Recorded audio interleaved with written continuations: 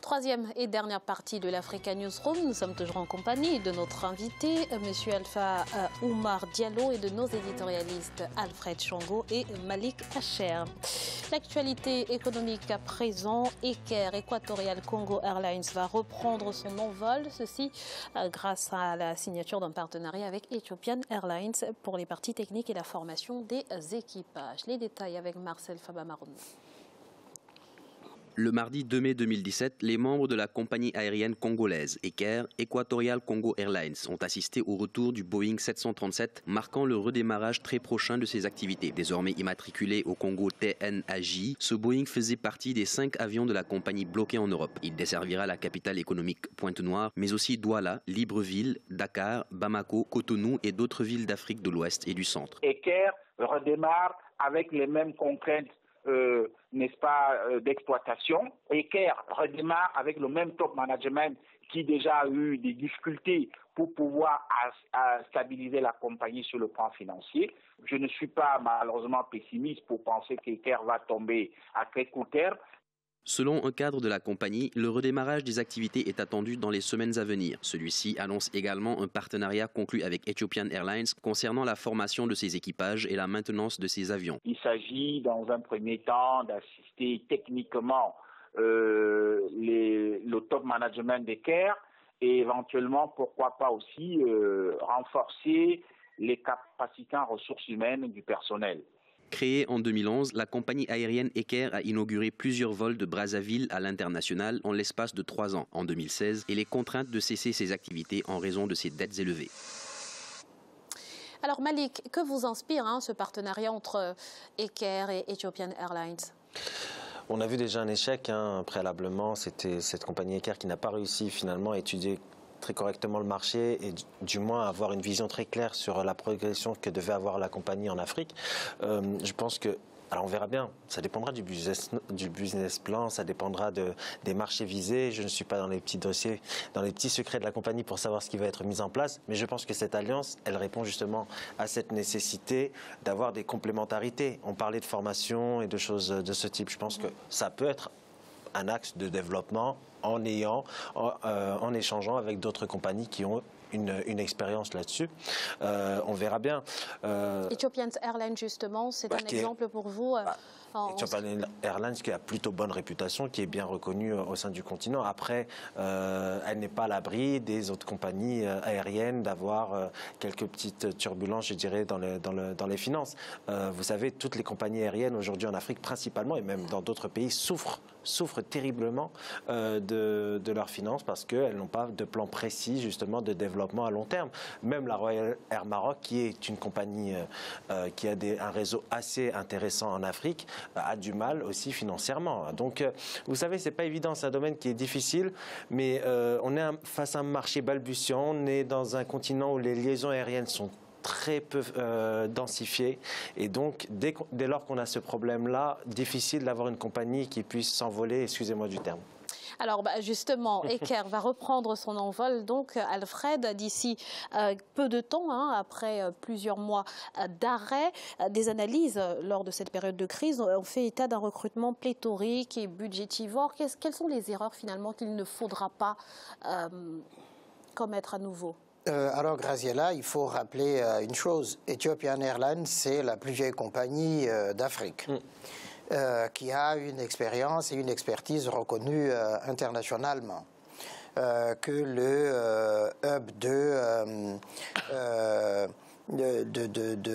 Ethiopian Airlines permet aux aéronefs de British Airways, par exemple, d'être entretenus, etc. Donc il y a déjà cette maîtrise qui est là. Et en même temps, Ethiopian Airlines a un réseau, a réussi à mailler l'Afrique australe et de l'Est très très bien. Ça veut dire qu'il y a cette maîtrise-là. Et puis c'est une compagnie qui est bénéficiaire, en tout cas d'après les résultats du premier semestre de cette année-ci, ça a engrangé près de 200 millions d'euros de rentrée, ce qui est une bonne chose.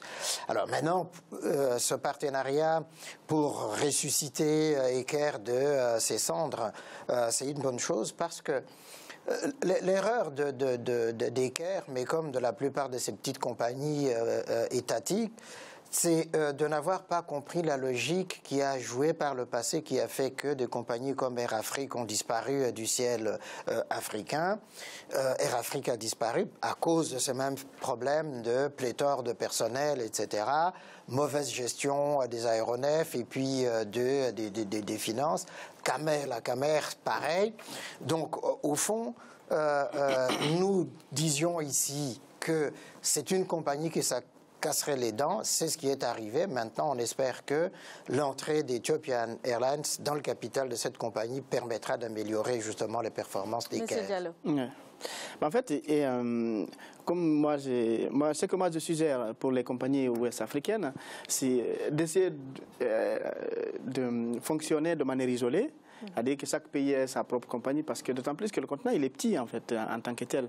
Même si, comme disait M. Asser tout à l'heure, c'est-à-dire que le trafic aérien n'est pas très développé. Donc, pour faire en sorte que les compagnies soient viables et qu'elles puissent aller de l'avant, donc il faut une bonne gestion, il faut des personnels qualifiés, il faut éviter les recrutements pléthoriques en développant les emplois saisonniers, comme le font les grandes compagnies occidentales, où pendant les périodes saisonnières, on prend des CDD, une fois que la période saisonnière est terminée, on les lâche.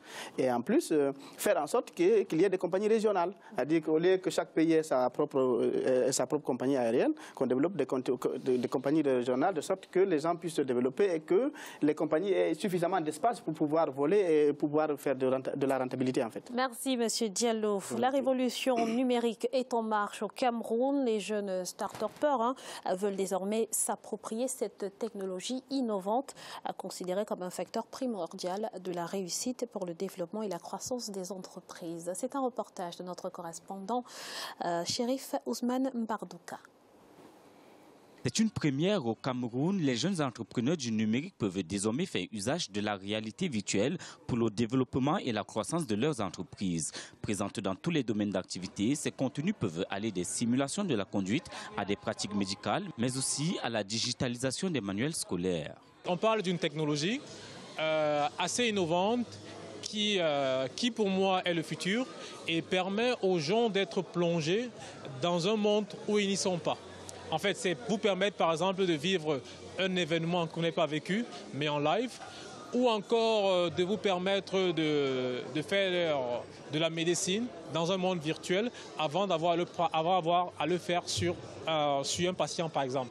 Déjà actif dans le domaine du numérique, le jeune entrepreneur William Elong entend se servir de la réalité virtuelle pour accroître son offre de services. Présent au premier Virtual Africa Forum, il a acquis des rudiments pour développer de nouvelles applications. En dehors du projet Drone Africa qui est déjà relativement connu sur la scène technologique, nous essayons de nous lancer sur les réalités augmentées et la réalité virtuelle à travers un projet qui a été baptisé Techie VR pour Virtual Reality. Donc c'est l'initiative que toute l'entreprise essaie de lancer pour démocratiser justement les applications de la réalité augmentée dans la santé, dans la médecine, dans l'éducation en Afrique. Les enjeux de la réalité virtuelle seront débattus davantage lors du Forum international sur l'économie numérique qui sera organisé à Yaoundé au Cameroun du 15 au 17 mai 2017.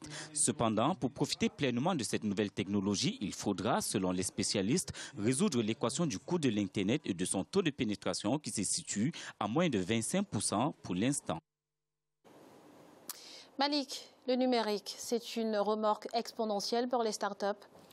Oui, effectivement. Et puis le numérique, plus globalement, c'est une révolution pour les économies africaines qui, justement, avaient un retard. Alors, ce retard, il peut être rattrapé, justement, par le volet numérique. L'économie numérique, on en parle de plus en plus et elle n'est pas forcément... Elle est développée dans les autres pays, notamment les pays dits industrialisés, mais pas totalement. Et l'Afrique peut totalement rattraper son retard là-dessus. On a un univers qui commence à être beaucoup plus... j'allais dire friendly, amical pour les nouvelles technologies, ce qui n'était pas forcément le cas ces dernières années. Il y a un contexte juridique qui est en train d'être mis, qui permettra, je pense, l'essor de ces startups qui sont spécialisées dans le numérique. Moi, je salue l'initiative. C'est la première fois que ça existe en Afrique. C'est extraordinaire. Je pèse mes mots parce que je pense qu'il fallait quand même y penser. Je suis même étonné que c'est le premier salon, je dois vous le dire. que ça soit au Cameroun, très bien. Je pense que beaucoup de participants seront intéressés de voir ce qui est explosé et le savoir-faire des startups, parce que ce qui est misé dans ce salon, c'est le savoir-faire des entreprises africaines et mettre en avant cette jeunesse qui innove de jour en jour. Justement, Monsieur Diallo, comment maximiser finalement les bénéfices de cette révolution numérique au Cameroun, mais pas seulement, sur le continent? En fait, le continent africain a été à la locomotive, disons, en retard du développement industriel, du développement économique, mais parce qu'elle a subi, en fait. Maintenant, s'agissant de la révolution numérique, elle peut maintenant, ayant compris de ce que cette révolution peut apporter, de ce qu'elle peut faire en sorte de développement, créer des emplois, faire en sorte qu'on puisse faire son business sans pour autant se déplacer, faire des virements bancaires, créer des start-up. Je pense que c'est une bonne façon, une bonne initiative pour les Africains de s'approprier de ça, pas faire en sorte qu'à chaque fois il faut aller copier ce qui existe ailleurs et l'implanter chez nous sans savoir comment ça fonctionne en fait. Donc le développer, maîtriser la technologie, pourquoi pas nous-mêmes inventer de nouvelles choses. Je pense que c'est une bonne façon de pouvoir créer le développement. Alfred, mais il y a encore pas mal d'obstacles finalement au développement de ce secteur numérique en Afrique. Oui, il y a beaucoup d'obstacles, mais il faut rappeler avant tout, Graziella, qu'il y a eu, il y a presque une année, je crois, à Kigali, ce Davos du numérique en Afrique, 4e révolution industrielle, pour faire prendre conscience justement de la nécessité pour l'Afrique. Au fond, ce qu'il y a d'extraordinaire et d'intéressant dans ça, c'est que nous ne sommes plus obligés aujourd'hui en Afrique de copier, au fond, d'être à la traîne par rapport à ce qui étaient les industries lourdes d'hier. C'est-à-dire avec la formation des jeunes Africains, on a vu au Cameroun l'invention du cardiopad pour les consultations cardiologiques, par exemple. Et donc toutes ces choses-là, aujourd'hui, sont faisables parce que nos jeunes Africains, aujourd'hui, sont au cœur, justement, de ce numérique. Ce qu'il faut, c'est favoriser les financements pour promouvoir, justement, cette économie du numérique. Et là, c'est la loi. Ce sont les États qui doivent favoriser cet environnement-là pour que les start-up, les affaires puissent continuer. Très rapidement, Malik. Très rapidement, Graziella. Mais ce qui est intéressant, c'est la thématique, c'est le virtuel. Et c'est vraiment un domaine qui est très vierge en Afrique. Et le fait d'exposer un salon qui consacre justement le virtuel au grand public, je pense que ça peut susciter des talents et permettre à des start-upers d'intégrer ce domaine et d'exporter par la suite. C'est quoi la volonté d'un pays? C'est aussi d'exporter ses services, parce que l'Afrique n'est pas qu'importatrice de services. Absolument. 450 millions de dollars, c'est notre chiffre du jour, et il correspond au montant que compte investir le groupe à Dangote dans la construction d'une raffinerie de sucre dans l'état du Niger, situé dans le centre du Nigeria. Malik, la diversification, c'est aussi ça, la force finalement du groupe Dangote? Eh bien, Dangote est partout, Graziella, dans la construction automobile, dans l'agroalimentaire, dans plus largement les cimenteries, effectivement, c'est ce que j'allais dire. Et c'est une diversification qui est louable. J'espère que beaucoup d'entrepreneurs vont s'inspirer de cela. Juste une chose. Alors, un petit point négatif, c'est j'espère que ça ne créera pas une situation de monopole. Je ne suis pas là pour le dire. J'espère que ce ne sera pas une situation de monopole qui peut exister dans certains pays. Vous avez certains pays où, par exemple, le sucre, d'ailleurs, est monopolisé par un grand groupe et il n'y a pas trop de concurrence. Du coup, vous n'avez pas forcément une baisse des prix, ou du moins, tout est contrôlé par une entreprise. J'espère que ça stimulera au contraire les autres investisseurs. Alors c'est un méga projet, donc j'ai l'impression que on va plutôt vers une situation de monopole. Mais je salue quand même l'investissement et le flair. Et c'est ce qui doit primer pour un investisseur, c'est le flair de l'investissement. Allez-y, Monsieur Diallo. Monsieur Dangote, un exemple de réussite pour tout Africain, pour toute personne qui veut se lancer dans l'investissement et le développement industriel. Et je pense que le fait que ce soit un Nigérian qui fasse un investissement aussi important peut faire en sorte que les populations locales prennent conscience que maintenant, ce ne sont plus des entreprises étrangères qui viennent piller leurs ressources et qui viennent exploiter de manière sauvage, entre guillemets, je pèse mes mots, et leur pétrole et tout ce qui s'ensuit pour aller pour l'amener dans leur pays pour le bien-être de leur population. Donc, du fait que ce soit un Nigérian, quelqu'un de local qui le fait, je pense que ça peut faire en sorte qu'une prise en conscience locale qui permettra d'éviter les conflits entre l'État et certaines populations locales. Alfred, le mot de la fin. Moi, je dirais rapidement que, Aliko Dangote, c'est le modèle du capitalisme africain qui investit en Afrique. Et puisque ici, nous parlons souvent justement de ces échanges nord-sud, sud-sud, là, on a un exemple, effectivement. Il y a Tony Elumelu aussi qui favorise cela. Donc ça, c'est vraiment un exemple à suivre pour beaucoup d'Africains. Au lieu d'aller investir ailleurs, à l'étranger, leur billes, investissaient en Afrique, créer de l'emploi et de la richesse. Et ce sera le mot de la fin. Merci Alfred. C'est à présent la fin de cette émission. Le dossier de ce vendredi sera consacré à la jeunesse guinéenne, une jeunesse de plus en plus portée vers les e-métiers. Monsieur Alpha Oumar Diallo, merci d'avoir été avec nous sur ce plateau. Merci pour votre invitation, merci pour vos téléspectateurs de nous avoir suivis. Je rappelle que vous êtes membre de la société civile guinéenne. Malik, merci à vous. Merci Graziella, ce fut un plaisir d'avoir partagé ce plateau avec vous. Plaisir partagé. Merci à vous, Alfred, pour votre participation. Je confirme le ravissement du début jusqu'à la fin d'avoir été avec vous autour de ce plateau. Et puis à mes très chères téléspectatrices, je leur dis merci encore de leur accueil bienveillant. Merci Alfred et merci à vous, chers téléspectateurs, de nous avoir suivis. Restez sur Africa 24 dans quelques instants, le journal de la rédaction.